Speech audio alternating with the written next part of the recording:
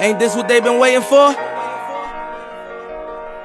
You ready? Welcome back to this week's, it's the championship week edition of Calls and Strikes. Let's do it. I got my man here, the Prince of the Put, the Sultan. Put Prince, man. Put Prince. Put Prince, the Sultan of the Short. It's a good day today. Ian Miller in the house, no lie, Ryan DeBroca here.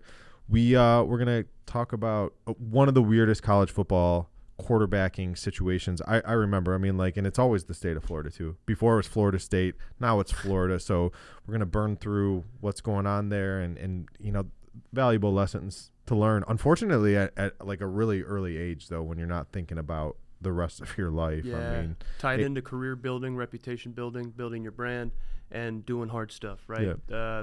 You know, acting smart, right? With things or at least like bowing out and letting others act smart on your behalf. I mean, again, so when you were 18, 19, you had to take a lot on, but you didn't really have to like jeopardize your earning potential. And so this is the Florida situation to fill you in if you're not SEC fans at home. So Florida had a decent year, not great, but they had a pretty talented quarterback. Anthony Richardson, probably a top 15 pick, I think. You know, he's number 4 off the board, and quarterbacks are at a premium. It's a good quarterback draft. So he's gone. They need to replace him. So they had a couple of candidates. One, son of a former NFL quarterback, John Kitna. His kid, Jalen Kitna, ran into problems with the law, potentially child porn. I don't know.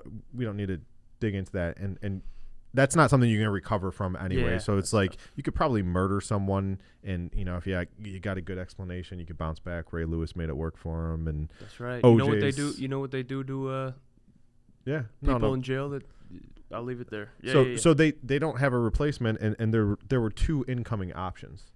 So one of which made headlines this last week, and the other made headlines last month. Unfortunately, so Marcus Stokes, he was just doing what kids do. And he was doing a TikTok video. I don't know if it was a Lil Uzi Vert or someone, but he was spitting bars on TikTok, and he said something he shouldn't have said.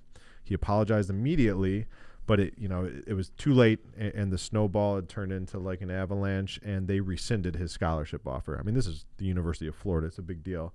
And when I say big deal, I mean, like, it's not just about playing football. So they were in the headlines last week because – you know, a really highly touted quarterback, in I think Jaden Rashada, sorry if I mispronounced the last name, but he backed out of his, so Florida didn't spurn him. He spurned Florida. He, on his recruiting visits, he said, hey, what do you guys have to offer? They said like roughly $13 million over the next 4 years. So, yeah, I mean, playing quarterback for Florida, it's great. Glory, you have a good time while you're there. Great facilities. You get maybe an education if you want it, but you get $13 million now. And so an errant rap verse that you thought you were just kicking to your friends, that costs you money now. So changes the whole outcome. Yeah. You're and I was 18, tell me about your experience. I mean, I was 18. I didn't think about stuff like that, and it's not natural too. I don't think it. Yeah, man. It was a little different when I was going through the recruiting process my freshman year and everything. Social media was a little different back then, right? So you had a little bit of leeway.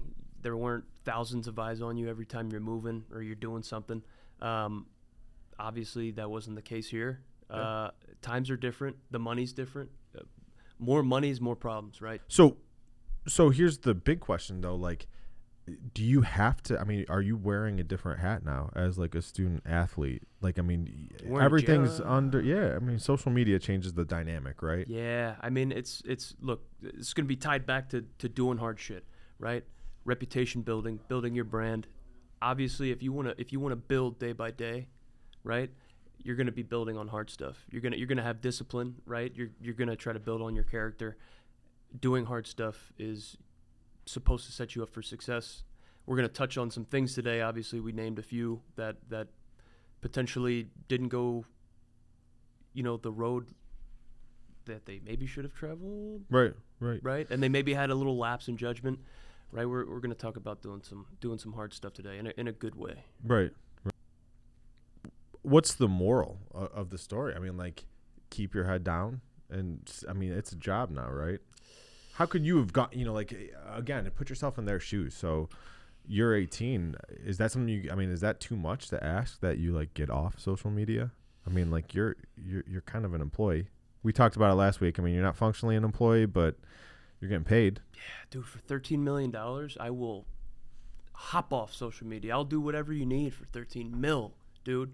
So just tying the $13 million into the Kitna and the stroke situation. Obviously, I'm not sure if they were offered $13 million. It didn't come out. But if you have an insane amount of money that's tied to such a short window, right, a short career span that you got, Right. you're hopefully the idea would be you're gonna do everything you can to protect not only your name and your family and your legacy, but the people that are paying you this money. Right. Well, you're not paying for school. You're getting I don't want to be an advocate for the schools. I mean, I'm on the side of the players, but they're not paying you $13 million for performance. They're paying you $13 million for your name, your image, and your likeness. Yeah. And so if you're out there saying stuff that you shouldn't be saying, like maybe you're not a $13 million package. Yeah. Man, you do stupid stuff, you're going to win stupid prizes. Dude, just the amount of opportunity that you have in such a short window, man. We were talking about it a little bit before we went on air. I was able to utilize what I accrued in baseball, right? In the short little time that I was able to make money, actually received my first paycheck here in Cleveland. It's unbelievable. I'll never forget it. But I was able to keep my head on straight in that short window. Now, we're about to move into a house. We just bought a house.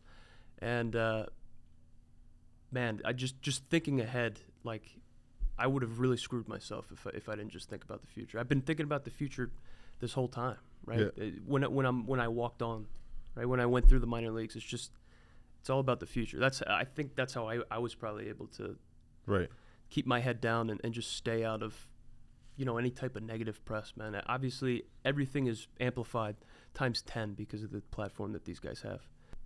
what did you do when you got that first paycheck? So you get a signing bonus, you get drafted. You don't have to tell us amounts. You saved that, right? So I blew through that in about 6 months. Right? Okay. So I can remember. Kudos. I remember what I did with my first paycheck in the big leagues. Some people weekend that thing, so Yeah. I don't want to pick on you. that Yeah. weekend. But I was not smart with my money. So my wife and I had just put a down payment down on a house, and we move in like 48 hours. Congratulations. Thank you. So just thinking back, $50,000. $50,000 is what I netted after taxes with the signing bonus. Yeah. If I didn't just blow through that money like it was just fun coupons like Wolf of Wall Street said. Yeah. If I had saved that money, what could that have done for me right now? So let's just say I saved like half of that, 25 G's, 25 Jeebers, Yeah. and I kept that in the market and let that ride. I mean, what could that have done for me right now? Maybe knock 10 years off the mortgage, or knock your payment down a couple $100 a month. You don't, what are you gonna think about that when you're 19 though? No, but just talking about the opportunity that these guys have, 13 mil, dude. Yeah. Right. I mean, Right. just think about if you're smart. I'm not saying this guy's smart, not smart, but think about what you could do and set yourself up for, and that just based off of that little window you got. Yeah, almost no one with $13 million. And by the way, that was probably a gross figure, so you don't really work in, you don't get all $13 million. But anyone that's got over $1 million seeks advice. Yeah. For the most part. I mean, it's no trade secret. I mean, like there's some go-it-aloners out there, but they're seeking advice from. I mean, they're pooling advice from experts and following people on TV or reading articles, Wall Street Journal. I mean, there's no one that just kind of does it themselves that has I mean, you can pay for things when you have that kind of So if you're not smart with your money in the short little window you got, then what, man? You got to get a job afterwards. I got extremely lucky. I am blessed. # blessed. I'm very grateful to be here, but I was very fortunate to kind of transition out of baseball, right? I was smart with the very little money that I was able to accrue after the signing bonus, and then transition into here and set myself up and my family up for future success. But a lot of these kids aren't going to be afforded that opportunity, especially if you tarnish your reputation via child porn early, or something crazy, Yeah. right? Yeah, TikTok, goofiness, whatever. So the thing, from a financial planning and a boring standpoint is this is when the saving matters the most too. And it's not an athlete thing. I mean, Americans as a whole, we don't think about, our lifespan when we're 22 years old. So everyone criminally undersaves, and then they hit like 40 and they're like, oh God, I I got gotta these start kids and this, mortgage, and I want to retire at some point. I'm feeling a little creaky. I don't know if I'm going to be able to go that deep into my 60s. So like you hit the pedal like at 40, 50, and you hope that you're cool to check out, or, mid 60s. But, you get all these raw dollars at an early age. If you're an athlete, it's like that's when you could really do damage to set you up to do whatever you want. I mean, you can call quits early. You could be Robert Smith from the Vikings. You can move wherever. I mean, like, just because you get a big lump sum payment, if you do stupid stuff with it, doesn't mean it's going to be there 10 years from now. Absolutely, man. It's you find out eventually, right? So it's either you're set up to find out about it in a positive light, or you're going to go through it. And you're gonna have to grind through it, and you're gonna find out. You're gonna get an education about it, regardless. At some point, if you're stupid with your money, why not be smart with your money early, especially with that small window? What could I have done with that 50 grand to set myself up for success? I could have done probably just about anything different than what I did. Just pissing away that money. Things probably would have been a lot different today. Everyone's situation is different too, but there's like some rules of thumb that kind of makes sense. And so, like, in the book, Mark goes over, I mean, like, it depends on the size of that signing bonus. Yeah. So there's more complexity added, the more money you get, and it depends what sport you play. If it's football, and you're a top pick, it's guaranteed. That's a huge thing. For sure. And if you're not a top pick, I mean, like, there's other considerations, but there's some general rules of thumb when you get that first big check, and all subsequent checks. Hey, like, don't, let's not spend 50% of our money on sports cars. It's not prudent over the long term. You could boss out in one or two, get one for the winter, obviously, if you're in the north. Yeah. Like a G-Wagon or something that can move around. But you can get, live modestly. Don't have to overdo it. Yeah. Keep your head down. Be smart. Do the hard shit. Yep. Right? It's tough to be smart with your money. It would be easy to go out with, you got 7 figures in your checking account. It'd be easy to go out there and buy some stupid stuff that you're going to regret probably later. And if you don't regret it later, you're going to regret it later when you could have potentially done something different with that money. Heuristically, so it's much harder to save than it is to spend. But it also, at the same time, like the loss, when you lose something, when you spend something, when you waste something, it stings psychologically 2 times more than a gain. So, like, just keep that in mind, And as athletes, I'm sure you know that, right? I mean, like, when you lose a game, it hurts a lot more than when you win one. For sure. 100%. What else we got? Nothing else? Man, I got no positive brand influences in the news. Oh, we got to have some. It's been negative. We watch a lot of Fox Business around here. Mark Tepper, CEO, author of this book. He is on Fox Business. I see Gronk is all over the commercials now. The shoes that I got that I thought were like special that only me, Gronk, and Steve Nash knew about. They went nationwide with it, so I might have to pick a new designer. What brand? Wolf and Shepherd. Okay. Yeah. I thought you were We don't gonna have say coverage Skechers. on that, by the way, for those that are listening for stock tips. We're looking into it, but no coverage, no ownership. So, all right. Well, that's about it, man. Yeah, that's all I got.